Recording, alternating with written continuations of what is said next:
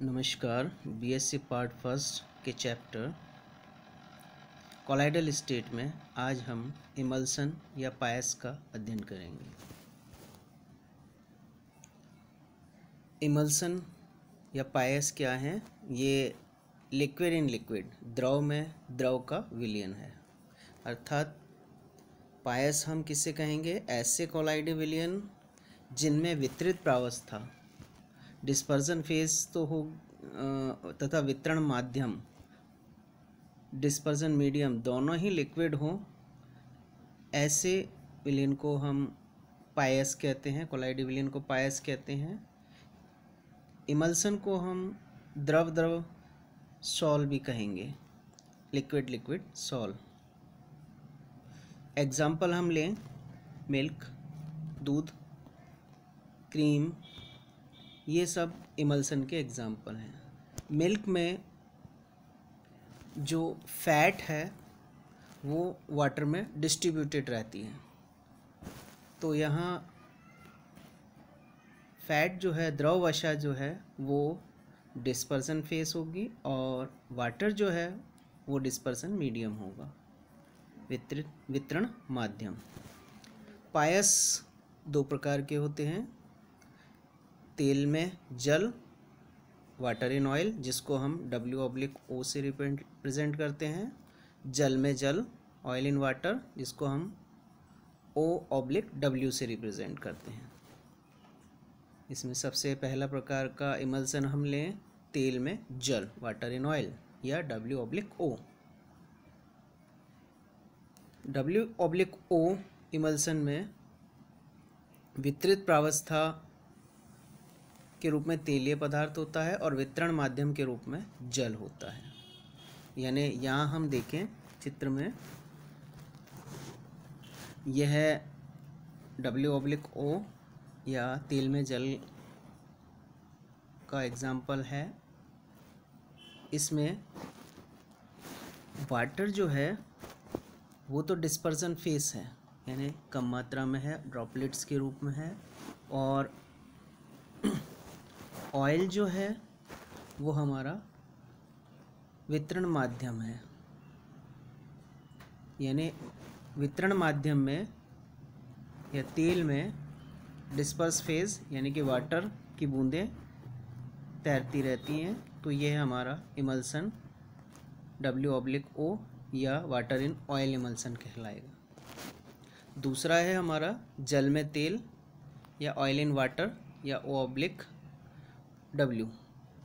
इसमें dispersion face तो oil है और डिस्पर्सन मीडियम वाटर है, यानी वाटर में जल की बूंदें घुली हुई हैं, यानी जल में या वाटर में ऑयल की बूंदें घुली हुई हैं, तो ये हमारा जल में तेल प्रकार का इमल्सन है, O/W।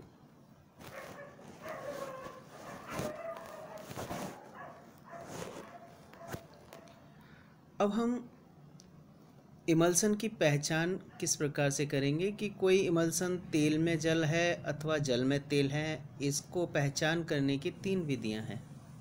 पहली हम लें सूचक विधि या इंडिकेटर विधि। इस विधि में हम जो इमल्सन है उसमें रंजक डालते हैं, डाइज डालते हैं। डाइज जो है तेल में घुल जाती है और कलर देगी। अब यदि जो इमल्सन है वो तेल में जल है तो विलयन रंगीन होगा, क्योंकि डिस्पर्सन मीडियम तेल है और डिस्पर्स फेस जल है, तो डिस्पर्सन मीडियम यानी तेल में डाइज घुल जाएगी और रंग देगी। तो अगर डाइज किसी इमल्सन में डाइज को घोलते हैं और वो रंगीन विलयन बनाती है, तो ऐसा इमल्सन हमारा तेल में जल होगा, क्योंकि इसमें मुख्य भाग तेल है। यदि इमल्सन में डाइज कलर नहीं देती है, हल्के कलर्स के ड्रॉपलेट दिखाई देते हैं, तो ऐसा इमल्सन हमारा जल में तेल इमल्सन होगा, क्योंकि यहाँ मुख्य भाग जो है वो जल है, जो कि डाइज को नहीं घोल पाता है। दूसरी विधि है चालकता विधि, कंडक्टिविटी मेथड। इसमें इमल्सन में की चालकता हम ज्ञात करते हैं। अगर इमल्सन की चालकता अधिक है तो ऐसा इमल्सन ऑयल इन वाटर होगा, O/W। और यदि चालकता की मात्रा कम है तो ऐसा इमल्सन हमारा W/O होगा। नेक्स्ट मेथड लें हम डाइल्यूशन मेथड या तनुता विधि। तनुता विधि में हम इमल्सन में मीडियम जो है उसको ऐड करते हैं, माध्यम को ऐड करते हैं, या हम ये कह सकते हैं इमल्शन को तनु करते हैं। तो अगर इमल्शन को तनु करने पर 2 लेयर मिलती हैं तो हम ये कह सकते हैं, यानी 2 लेयर अलग अलग हो जाती हैं तो हम ये कह सकते हैं कि ऐसा विलयन वाटर इन ऑयल है। यदि लेयर पृथक नहीं होती हैं तो इसके विपरीत है। ऐसा क्यों होता है? जैसे हम लें, यदि पायस में जल मिलाने पर सतह पृथक ना हो तो इसका अर्थ है कि जल में तेल है। इसके विपरीत यदि जल डालने पर सतह पृथक हो जाती है तो निष्कर्ष निकलता है कि वह पायस तेल में जल है। इसके अतिरिक्त विस्कोसिटी से भी हम इमल्सन को आइडेंटिफाई कर सकते हैं। अगर विस्कोसिटी ज़्यादा है तो ऐसा इमल्सन वाटर इन ऑयल होगा। अगर विस्कोसिटी कम है तो ऐसा इमल्सन हमारा ऑयल इन वाटर होगा।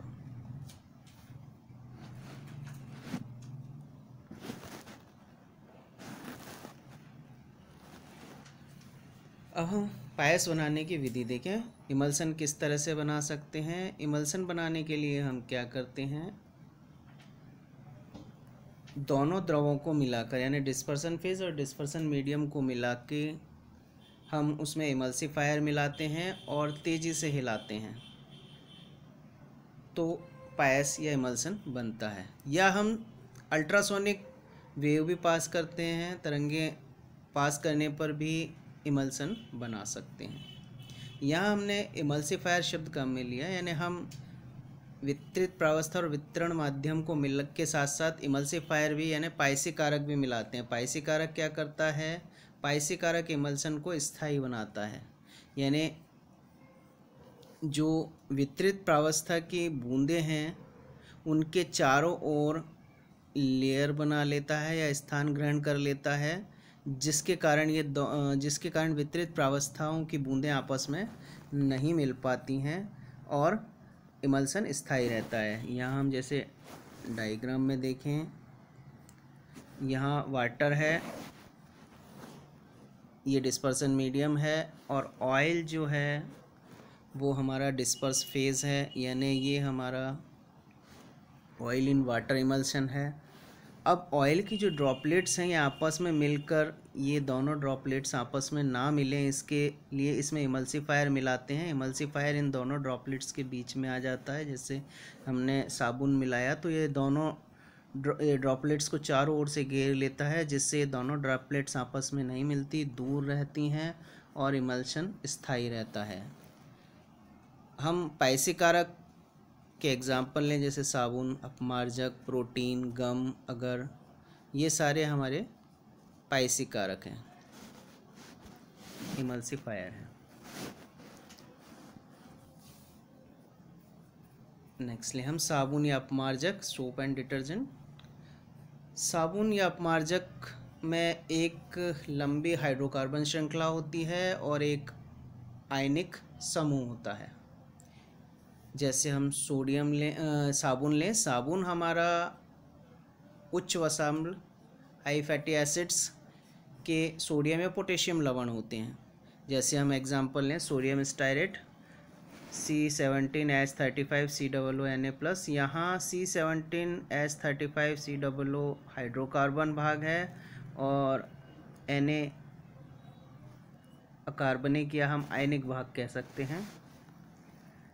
इसमें साबुन के कणों में एक लंबी हाइड्रोकार्बन श्रृंखला होती है, लंबी हाइड्रोकार्बन श्रृंखला है, ये सहसंयोजक हाइड्रोकार्बन श्रृंखला होती है, इसे हम टैल कहते हैं और ये जल विरोधी होती है। ठीक है, इसका शेष भाग हेड कहलाता है, ये हेड है। यह आयनिक प्रकृति का होता है, यानी COONA को, साबुन को C17H35 हाइड्रोकार्बन भाग है, हाइड्रोकार्बन श्रृंखला जिसे टैल कहते हैं, और COONA हमारा आयनिक भाग है जिसे हम हेड कहते हैं, और ये जल स्नेही होता है।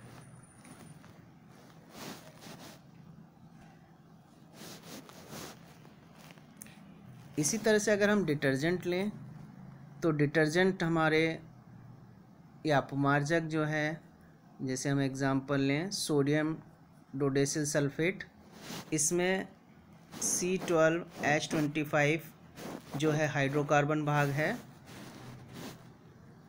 इस हाइड्रोकार्बन भाग में, यानी ये हमारी एक लंबी श्रृंखला हाइड्रोकार्बन श्रृंखला है जिसे हम टैल कहेंगे, और SO3Na जो है हमारा हेड है, आयनिक भाग है जिसे हम सर या हेड कहते हैं, और ये हेड जो है वो जल स्नेही होगा और टेल जो होगा वो जल विरोधी होगा। तो इस तरह से साबुन या अपमार्जक दोनों के अणु में एक हाइड्रोकार्बन श्रृंखला होती है जिसे हम टेल कहते हैं, और एक आयनिक भाग होता है जिसे हम सर कहते हैं। जो टेल है वो जल विरोधी है और जो हेड है वो जल स्नेही है, यानी हाइड्रोफिलिक और हाइड्रोफोबिक।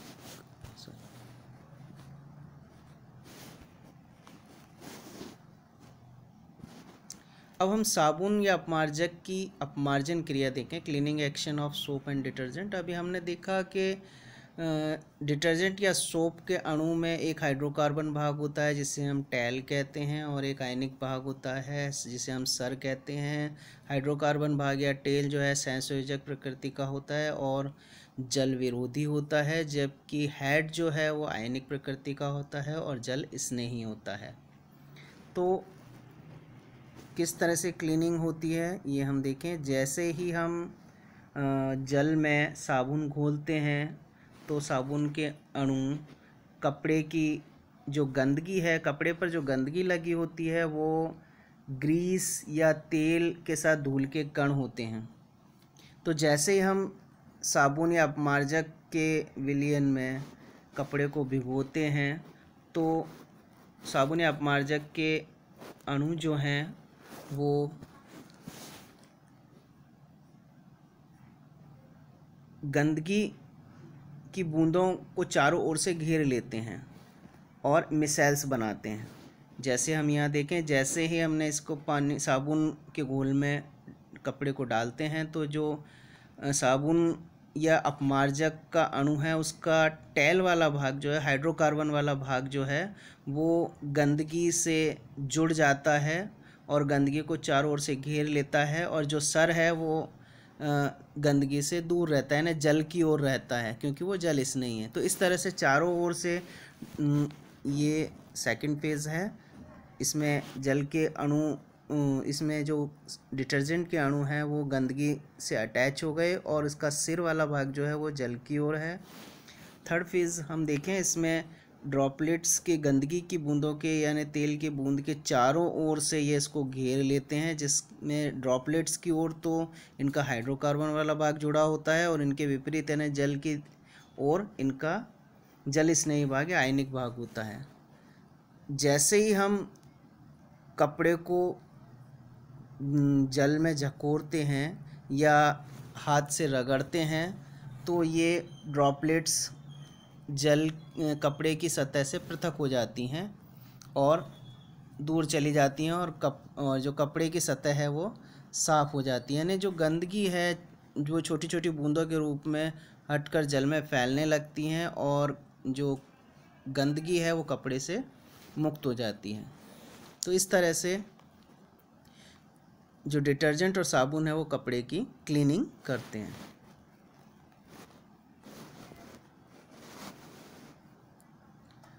अब हम एप्लीकेशंस देखें, अनुप्रयोग देखें। पायस के एप्लीकेशन से अनुप्रयोग क्या है। सबसे पहला तो हमारे शरीर में जो डाइजेशन होता है, पाचन क्रिया होती है, वो पायसीकरण इमल्सिफिकेशन के कारण ही पॉसिबल है।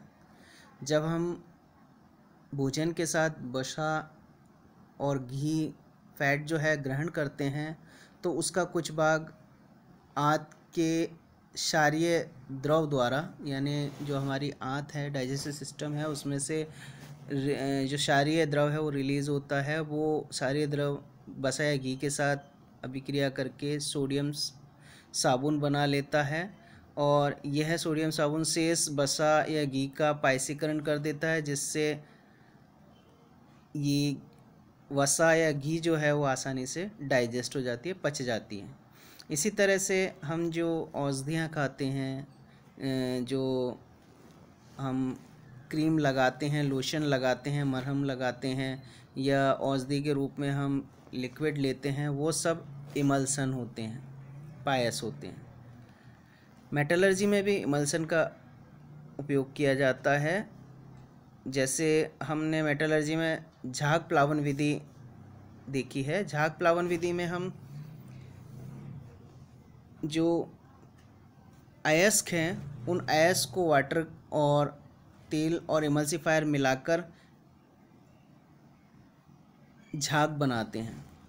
तो जो झाग हैं उनके साथ अयस्क के कण सतह पर आ जाते हैं, इमल्शन बनाकर सतह पर आ जाते हैं, और इनको सतह से हम पृथक कर लेते हैं। जो सल्फाइड, जो धात्विक कण हैं, उनको सतह पर तैरते रहते हैं, तो इन्हें हम एकत्रित कर लेते हैं। तो इस तरह से झाग प्लावन विधि द्वारा हम धातु कर्म में अयस्कों को पृथक कर लेते हैं।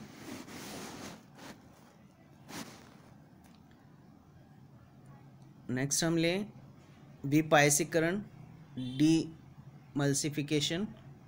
डीमल्सिफिकेशन या विपायसीकरण क्या है। यह पायसीकरण का विपरीत है, यानी हम पायस को तोड़कर जो डिस्पर्स फेज है उसको एग्रीगेट कर देते हैं, तो ये विपायसीकरण कहलाता है।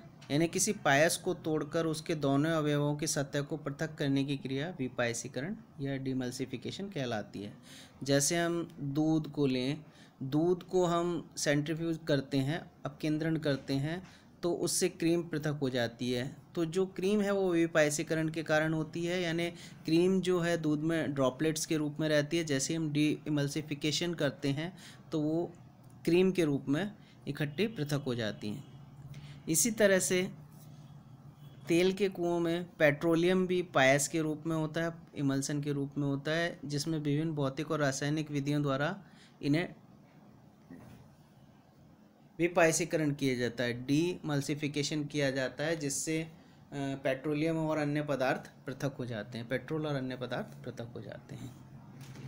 तो ये हमारी इमल्सिफिकेशन क्या होते हैं, इमल्सिफिकेशन की प्रक्रिया क्या है, इमल्शंस को हम किस तरह से पहचान सकते हैं, इमल्शन के दैनिक जीवन में क्या उपयोग हैं, और विपायसीकरण क्या होता है। Thank you.